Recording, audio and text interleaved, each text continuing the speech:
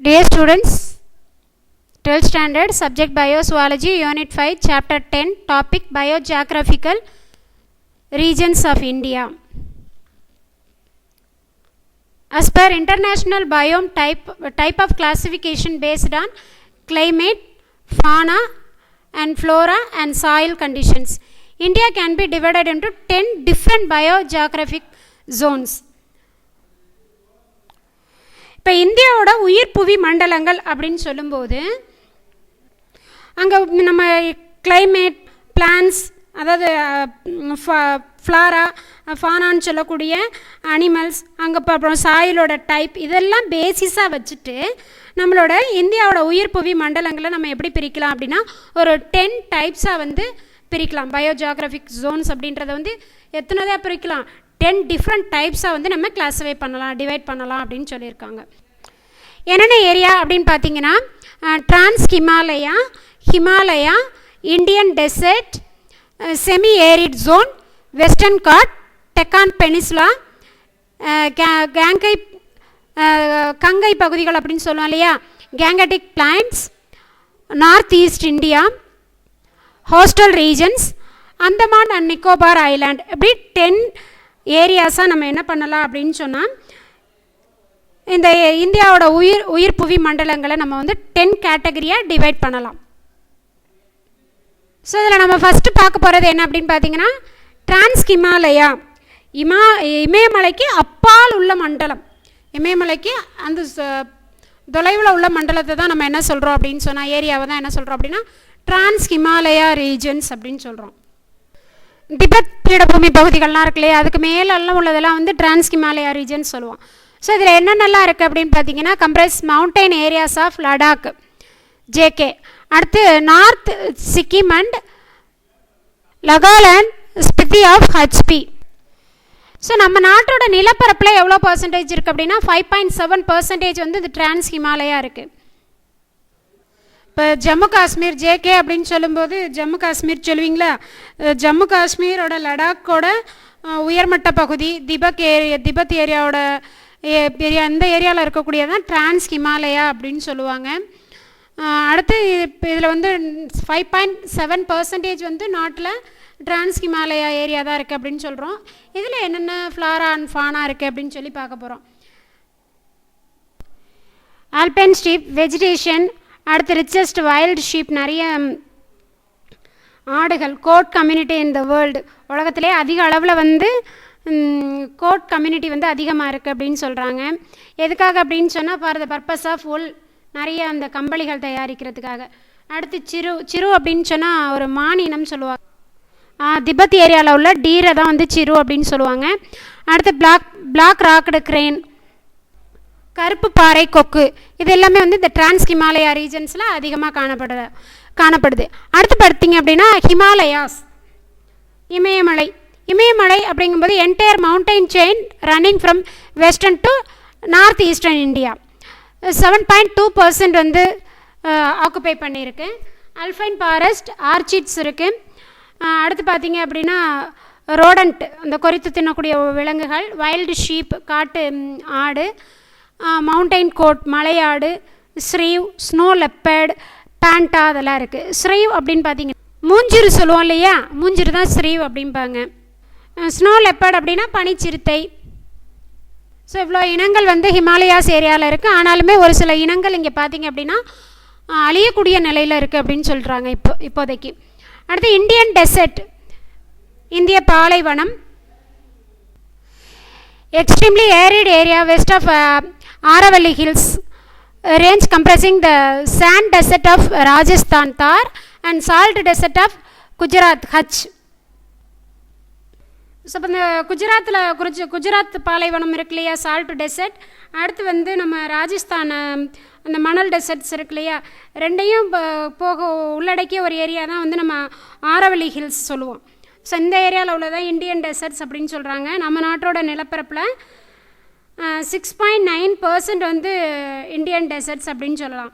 So இதில் என்னென்னலாம் இருக்குது அப்படின்னு பார்த்தீங்கன்னா தான் ஃபாரஸ்ட், முள் காடுகள், டெசிடியூஸ் ஃபாரஸ்ட், இலையுதிர் காடுகள், அடுத்து வைல்டு ஆஷ் அப்படின்னா காட்டு கழுதையா, அடுத்தது வந்து இந்தியன் பஸ்டர்ட் பேர்ட்ஸ், அடுத்து கேமல், ஃபாக்ஸஸ், ஸ்னேக், இந்த மாதிரியான ஃபானாஸ் எல்லாம் இங்கே ப்ரெசண்ட் ஆகிருக்கு. நெக்ஸ்ட் செமி ஏரிட் ஜோன், குறை வறட்சி மண்டலம். குறை வறட்சி மண்டலம் அப்படிங்கும்போது இந்திய பாலைவன பகுதிக்கும் தக்கான பீடபூமிக்கும் இடையில் ஆரவள்ளி மலைத்தொடர் இருக்கு இல்லையா, அந்த ஏரியாஸில் உள்ளது வந்து இந்த செமி ஏரிட் ஜோன் அப்படின்றது. இது நாட்டோட நிலப்பரப்பில் 15.6% வந்து செமி ஏரிட் ஜோன்ஸ் இருக்குது.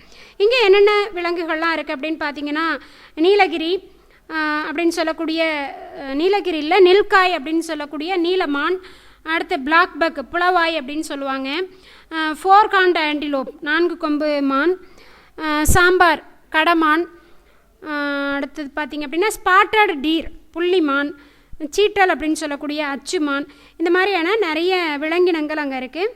அதே மாதிரி லயன், டைகர், லெப்பர்டு, ஜாக்கல் இதுவுமே வந்து இங்கே வந்து ப்ரெசண்ட் ஆகிருக்கு. நெக்ஸ்ட் பார்க்கக்கூடியது வெஸ்டர்ன் காட். வெஸ்டர்ன் காட் அப்படின்றது மேற்கு தொடர்ச்சி மலை. எந்த ஏரியாவிலேருந்து எந்த ஏரியாவில் இருக்குது அப்படின்னு பார்த்தீங்கன்னா,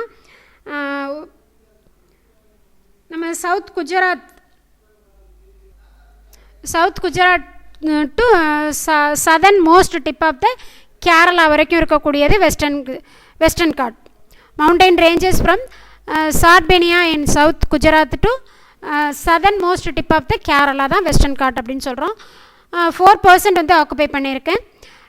எவர்கிரீன் ட்ரை டெசிடிவஸ் ஃபாரஸ்ட், பசுமை மாறா காடுகள் வந்து அங்கே அதிகமாக இருக்குது. நீலகிரி லங்கூர், இந்த நீலகிரி நெடுவால் குரங்குன்னு சொல்லுவோம் இல்லையா, அது அங்கே அதிகமாக இருக்குது. அப்புறம் நீலகிரி தார் அப்படின்றது வந்து தமிழ்நாடோட ஸ்டேட் அனிமல், வரையாடுன்னு சொல்லுவீங்க இல்லையா, அது இருக்குது. அப்புறம் இந்தியன் எலிஃபண்ட் இருக்குது, கிறிஸ்டல்டு ஸ்குரல் அணில் இருக்குது, அடுத்து லயன் டெயில்டு மக்காக்கோ, சிங்கவால் குரங்கு, இதெல்லாம் இருக்குது.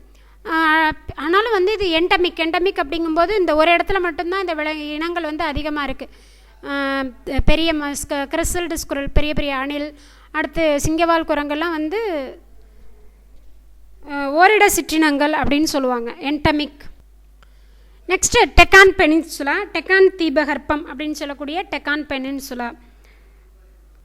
இது லார்ஜ் ஏரியா 43% இருக்குது. So large area comprising of raised land bound by the Satpura range on the north, western Ghats on the west and eastern Ghats on the east அப்படின்னு சொல்லியிருக்காங்க. டெக்கான் பெனின்சுலாவை 43% இருக்குது லார்ஜ் ஏரியா அப்படின்னு சொல்லிட்டோம்.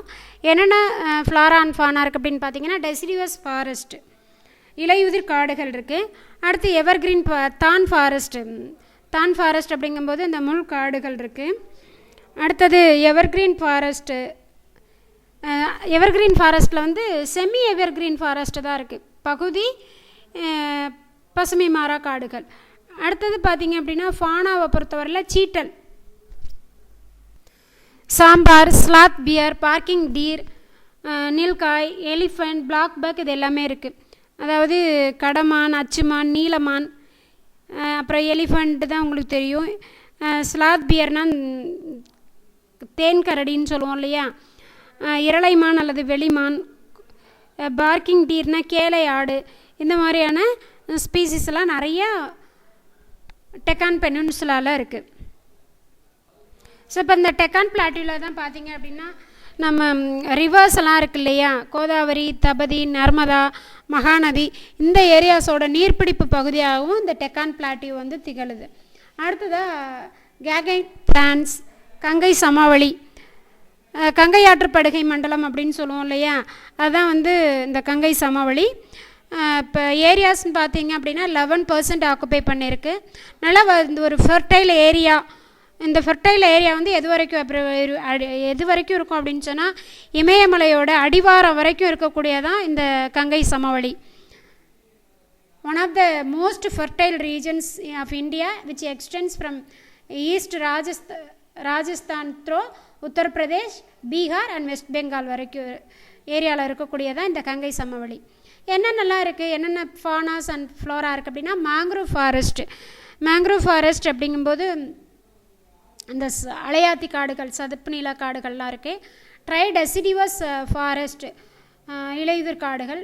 ரைனோசராஸ் காண்டா மிருகம், elephant, buffalo, tiger, crocodile, swamp deer. Swamp deer அப்படின்னா நிலம், சதுப்பு நில மான்னு சொல்லுவோம்ல. அடுத்து ஹாக் டீர் அப்படின்னா வராக மான். இந்த மாதிரியான விலங்குகள்லாம் இங்கே அதிகப்படியாக இருக்குது. நெக்ஸ்ட் நார்த் ஈஸ்ட் இந்தியா, வடகிழக்கு இந்தியா.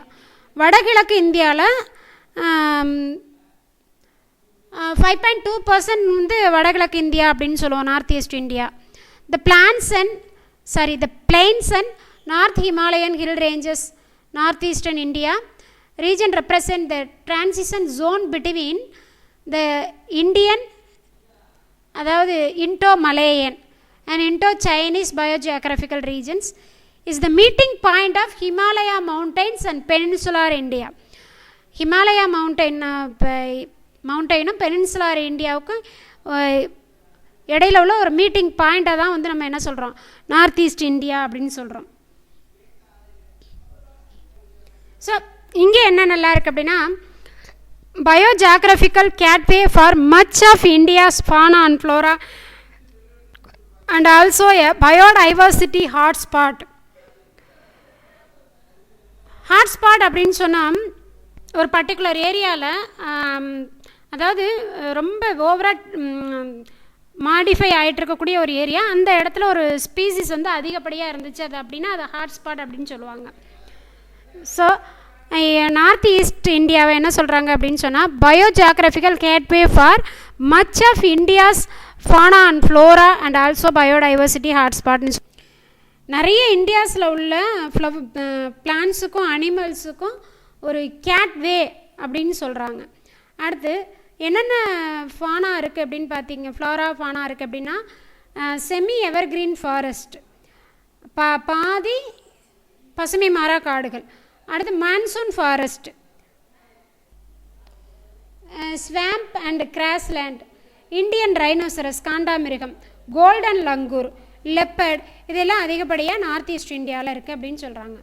அடுத்தது ஹோஸ்டல் ரீஜன்ஸ், கடற்கரை மண்டலம். ஹோஸ்டல் ரீஜன்ஸ் அப்படின்னு பார்க்கும்போது from Gujarat to Sundarbans with sandy beaches, mud flat, coral reefs and mangroves. Coastal regions கடற்கரை பகுதி அப்படிங்கும்போது 2.5% ஆக்குபை பண்ண. குஜராத்லேருந்து சுந்தர்பன்ஸ் வரைக்கும் வந்து ஒரு 5423 கிலோமீட்டர் நீளம் வரைக்கும் இருக்கிறது தான் வந்து ஹோஸ்டல் ரீஜன்ஸ். இதில் பார்த்தீங்க அப்படின்னா நிறைய குட்டி குட்டி ஸ்மால் ஐலாண்ட்ஸும் இருக்கும், அப்புறம் நிறைய லகூன் சிஸ்டம்ஸும் இருக்கும் ஹோஸ்டல் ஏரியாஸில். ஸோ இங்கே பார்த்தீங்க அப்படின்னா மேங்க்ரோவ்ஸ், அலையாத்தி காடுகள், ஸ்பாஞ்சஸ், கோரல்ஸ், பவழப்பாறைகள், கிராப்ஸ், நண்டு, டர்ட்டில்ஸ், டியூனாஸ். அடுத்து பார்த்தீங்க அப்படின்னா ஆர்னமெண்டல் ஃபிஷஸ், நிறைய ஆமை, அப்புறம் சூறை நண்டுகள், நிறைய ஆர்னமெண்டல் ஃபிஷ்ஷஸ் அப்படின்னு சொல்லும்போது அலங்காரத்துக்காக வளர்க்கக்கூடிய மீன்கள், இந்த மாதிரியான நிறைய உயிரினங்கள் ஹோஸ்டல் ரீஜன்ஸில் காணப்படுது. 10th ஒன் பார்க்கக்கூடியது வந்து என்ன அப்படின்னு பார்த்தீங்கன்னா, Andaman and Nicobar island. Andaman Nicobar island அப்படின்றது வந்து 0.3% ஆக்குபை பண்ணியிருக்கு. அந்தமான் அண்ட் நிக்கோபார் ஐலாண்ட் வந்து எந்த இடத்துல இருக்குது அப்படின்னா, பே ஆஃப் பெங்கால் அப்படின்றது உங்களுக்கு தெரியும். என்னென்ன வகையான விலங்கினங்கள் தாவரங்கள்லாம் இருக்குது அப்படின்னா, எவர்கிரீன் ஃபாரஸ்ட், காடு பொறுத்தவரையில் பசுமை மாறா காடுகள் இருக்குது. வைல்டு டைவர்சிட்டி ஆஃப் கோரல், நிறைய கோரல்ஸ் கிடைக்கிது, பவளங்கள். அடுத்தது வந்து நார்கோண்டம் ஹார்ன்பில்ஸ், பறவை இனங்கள். நார்கோண்டம் இருவாயன்கள் அப்படின்னு சொல்லுவாங்க. அடுத்ததாக பார்த்தீங்க அப்படின்னு சொன்னால் ராபர் கிராப், டர்ட்டில், வைல்டு போர், வாட்டர் மானிட்டர், அடுத்து சவுத் அந்தமான் கிரைட், இதெல்லாமே அதிகமாக இருக்குது. கிரைட் அப்படின்னா கட்டுவிரியன் பாம்பு இருக்குல்ல, அதுதான் வந்து நம்ம கிரைட் அப்படின்னு சொல்லுவோம். ஸோ இப்போ நம்ம இந்தியா டயக்ராம் கொடுத்துருக்காங்க, அதில் கலர்ஸ் எல்லாம் காமிச்சிருக்காங்க இல்லையா. கலர் என்ன அப்படின்னா ஒவ்வொரு ஏரியாவையும் ஒவ்வொரு கலரில் டினோட் பண்ணியிருக்காங்க. ஃபஸ்ட்டு வந்து பார்த்தீங்க அப்படின்னு சொன்னால் இங்கே பர்பிள் கலரில் கொடுத்துருக்கிறது trans Himalayas areas. Trans Himalaya ஏரியானா இமயமலைக்கு அப்பால் உள்ள பகுதியை தான் பர்பிள் கலரில் கொடுத்துருக்காங்க. நெக்ஸ்ட் இந்த க்ரீன் கலரில் காமிச்சிருக்கிறது ஹிமாலயா, இமயமலை. இந்த எல்லோ கலரில் இருக்கிறது செமி ஏரிட் ஜோன், குறை வறட்சி மண்டலம். இந்த சைடு காமிச்சிருக்கிறது என்ன அப்படின்னு பார்த்தீங்கன்னா வெஸ்டர்ன் காட் காமிச்சிருக்காங்க. ப்ரௌன் கலரில் டெக்கான் பிளாட்டியூ கொடுத்துருக்காங்க. இந்த டாட் டாட்டாக கருப்பு கருப்பாக கொடுத்துருக்கிறது எல்லாமே பார்த்தீங்க அப்படின்னா அந்தமான் நிக்கோபார் தீவுகள். இந்த மாதிரி ஒவ்வொரு ஏரியாவையும் என்ன பண்ணியிருக்காங்க அப்படின்னா கலர் வச்சு உங்களுக்கு பிரித்து காமிச்சிருக்காங்க. ஸோ இதில் 1 மார்க் அதிகமாக வர வாய்ப்பு இருக்குமா, நல்லா படிச்சுக்கோங்க. Thank you students, thank you to all.